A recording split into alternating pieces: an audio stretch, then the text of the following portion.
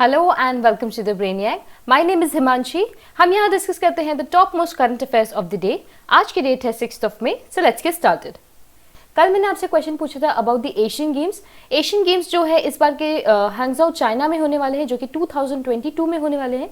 ये जो है इसका 19th एडिशन होगा, एशियन गेम्स का 19th एडिशन। मैंने आपसे क्वेश्चन पूछा था अबाउट दी मैस्कॉट्स। तो एशियन गेम्स के जो मैस्कॉट्स हैं वो है कॉन्ग कॉन्ग, लियान लियान और चेन चेन। इन तीनों को मिला के हम कहते हैं द ट्रिपलेट्स। ये जो ट्रिपलेट्स हैं ये है एशियन गेम्स के मैस्कॉट। पर एशियन जो पैरा गेम्स होने वाले हैं उसका mascot is Feifei the divine bird, as you can see in the picture. So Feifei the divine bird और द ट्रिपलेट्स, ये है हमारे मैस्कॉट्स फॉर एशियन गेम्स। तो आज का सेशन शुरू करते हैं। आज का पहला question is about which institute has developed a UV disinfection tower, यानी अल्ट्रावायलेट डिसइंफेक्शन टावर जो है किस इंस्टीट्यूट ने बनाया है। ऑप्शंस हमारे सामने है। आंसर इज दैट जो यूवी डिसइंफेक्शन टावर है ये बनाया गया है बाय DRDO। ठीक है, ये जो है ये टावर होगा, काफी रैपिडली काम करेगा और ये जो है केमिकल फ्री डिसइंफेक्शन कर सकता है हाई इन्फेक्शन प्रोन एरियाज का। ऑलराइट, इस तरीके की जो है मशीन है, इसका नाम जो है इट इज यूवी ब्लास्टर। ये जो है टावर आप किसी भी रूम में प्लेस कर सकते हैं। DRDO यानी कि defence research and development organisation, इन्होंने जो है laser science and technology centre, जो कि एक दिल्ली बेस्ड लेबोरेटरी है, इनके साथ मिलके इस डिसइंफेक्शन टावर को बनाया है। देखिए ये काफ़ी अच्छी डेवलपमेंट है, काफ़ी अच्छा इनोवेशन है जो कि DRDO ने किया है। सो हमें डेफिनेटली इसका नाम याद रखना है। और जैसे कि मैंने आपको बताया इसका नाम है यूवी ब्लास्टर। तो जो यूवी टावर DRDO बना रहा है उसका नाम है यूवी ब्लास्टर। ऑल्सो रिसेंटली हमने देखा था कि DRDO ने जो है इंडिया का पहला मोबाइल कोविड-19 टेस्टिंग लैब जो है वो लॉन्च किया था in association with the ESIC hospital, जो कि हैदराबाद बेस्ड है। इसके साथ DRDO ने रिसेंटली लॉन्च किया था एक माइक्रोवेव स्टेरिलाइजर जिसका नाम उन्होंने रखा था अतुल्य।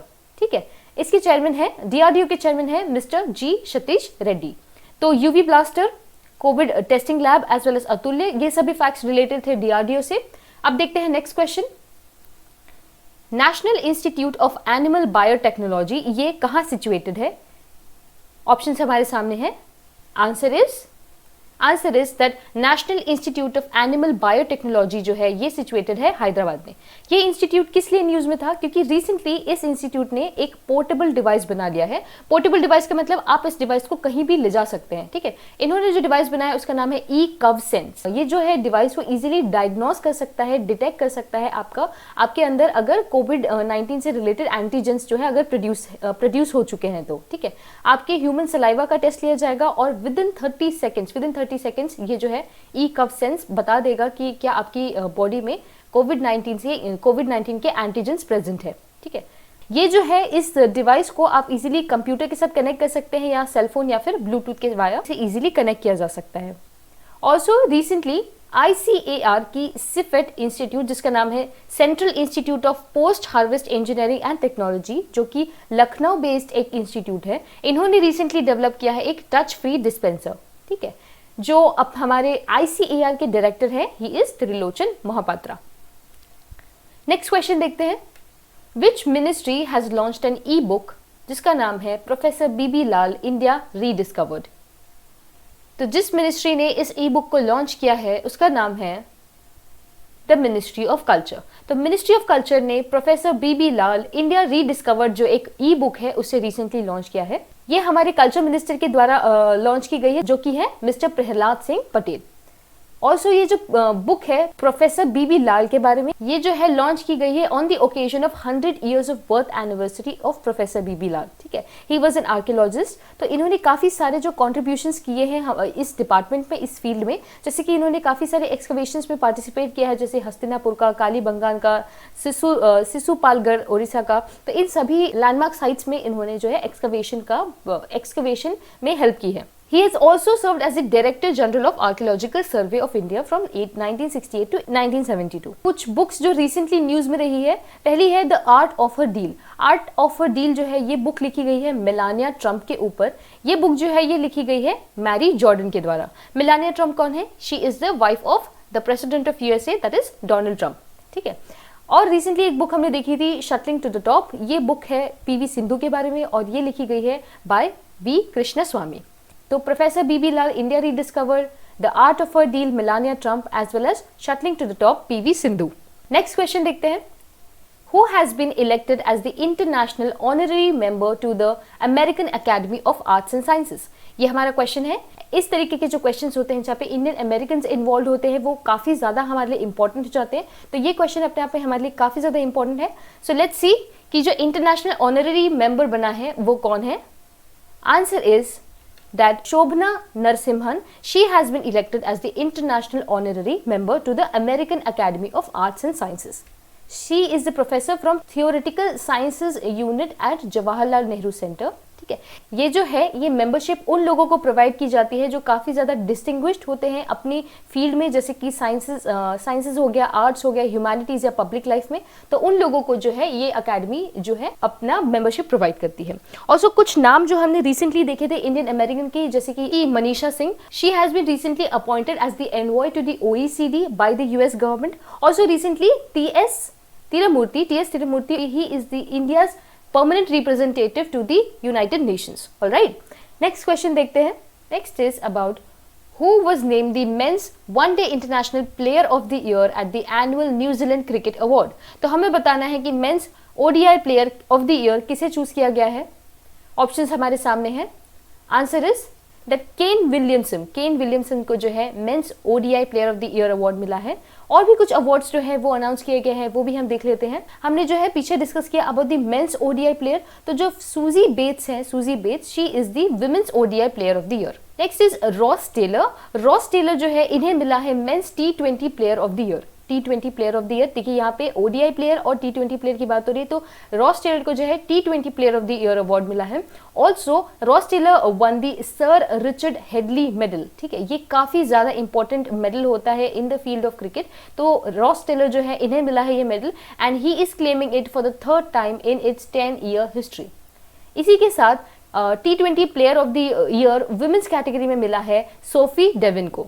Tim Southee, he won the Test Player of the Year at the annual New Zealand Cricket Award. Also Kim cotton, ये नाम हमारे लिए काफी इंपॉर्टेंट है, तो इन्हें जो है umpire of the year award मिला है because she became the first women to officiate in the ICC world cup final during the women's T20 event. सो इसलिए ये सारे नाम हमारे लिए इंपॉर्टेंट हो जाते हैं। हमने नाम देखे केन विलियमसन का, Ross Taylor, Sophie Devine, Suzie Bates, Tim Southee and Kim Cotton. So next question देखते हैं। Next is about producer guild of India के जो CEO है, ही रिसेंटली पास्ड अवे। हमें इनका नाम बताना है, तो ऑप्शंस हमारे सामने हैं। Answer is that mister Kulmeet Makkar, he was the CEO of producers guild of India. ये जो ऑर्गेनाइजेशन है, ये जो डिपार्टमेंट है, ये रिलेट करता है फिल्म और टेलीविजन इंडस्ट्री से। तो रिसेंटली जो famous 2 veteran actors mister Irfan Khan and mister Rishi Kapoor, they recently passed away.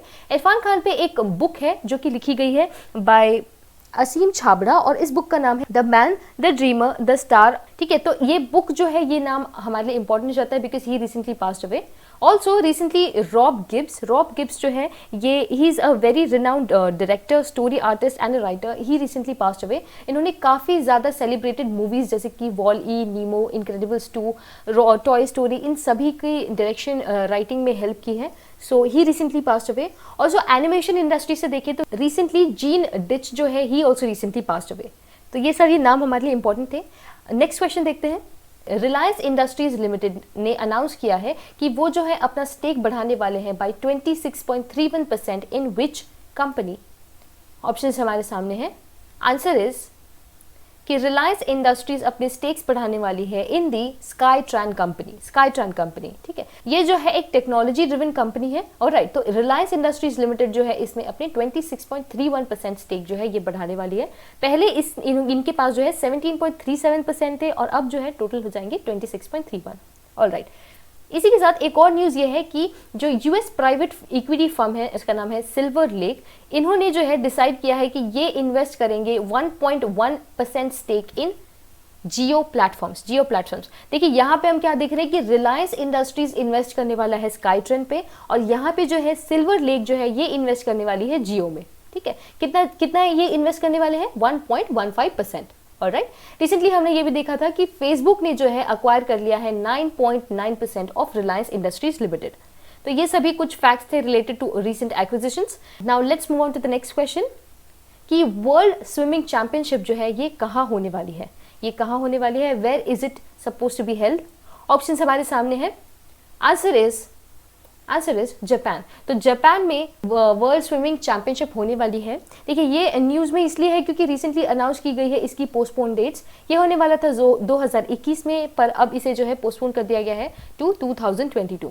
Recently हमने बहुत सारे जो है स्पोर्ट्स इवेंट्स के बारे में डिस्कस किया है, तो उनका एक ग्लिम्स देख लेते हैं। टोक्यो समर ओलंपिक्स जो है ये होने वाले हैं टोक्यो जापान में 2021 में। कॉमनवेल्थ यूथ गेम्स ये होने वाले हैं ट्रिनिडाड एंड टोबैगो में इन 2023। वर्ल्ड गेम्स ये होने वाले हैं बर्मिंघम अलाबामा में इन 2022। ऑल्सो इंडिया में जो है हम ऑर्गेनाइज करने वाले हैं एशियन बॉक्सिंग चैंपियनशिप इन 2020, यानी कि इसी साल।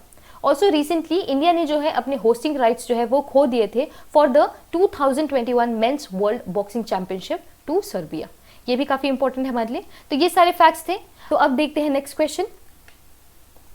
नेक्स्ट क्वेश्चन इज अबाउट कि कौन से सोशल मीडिया प्लेटफॉर्म ने जो है लॉन्च किया है एक कैंपेन जिसका नाम है मत कर फॉरवर्ड।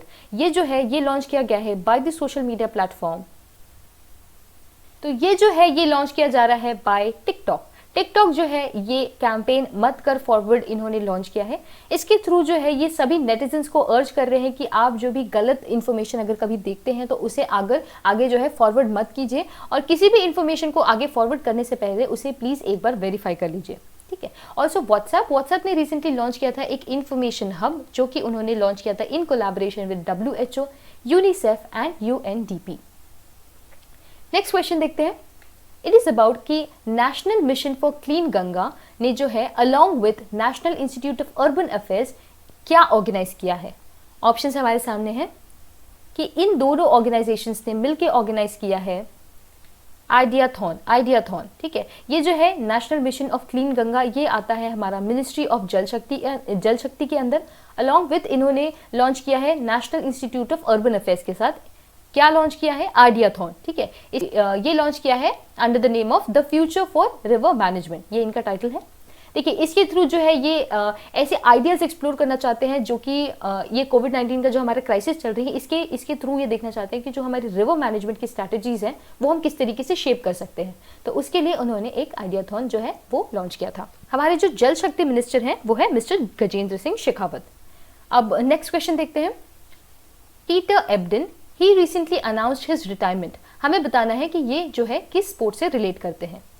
ऑप्शंस हमारे सामने है। Answer is that Peter Ebdon is related to snooker. तो Peter Ebdon he has recently announced his retirement and he is announced his retirement. ये जो है ही इज 2002 के वर्ल्ड स्नूकर चैंपियन, और ये जो है ये रिटायर कर रहे हैं because he has some kind of chronic neck injury. इनका जो निक नेम है he is also called the force इनका निक नेम है।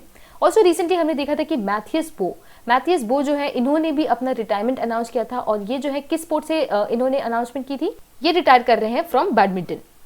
तो Mathias Boe badminton, Peter Ebdon snooker. तो ये है मिस्टर पीटर एब्डन।